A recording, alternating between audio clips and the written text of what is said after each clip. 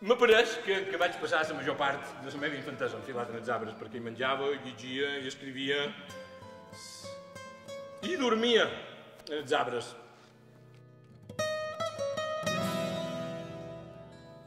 I m'encantava orinar des d'un arbre, dibuixant un arc molt alt i fent tremolar les fulles.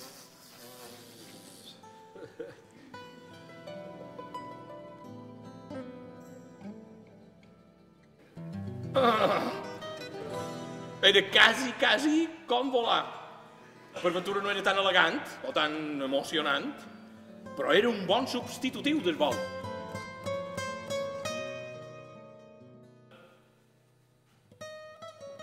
No, què putes dic jo ara de volar i d'enfilar-me en els arbres? I no sé què són totes aquestes putes històries de les lleis, de la caiguda lliure dels cossos i tot això que m'embulla. Si jo la vull contar és una història molt distinta, jo vull contar la història del senyor Sommer, vaja, en tant que sigui possible, perquè en realitat tal història no existeix, sinó només aquest home molt estrany, la trajectòria vital del qual se va creuar un parell de vegades amb la meva. Però convendrà que tornem a començar des del principi. Quan jo encara m'enfilava als arbres... Amor,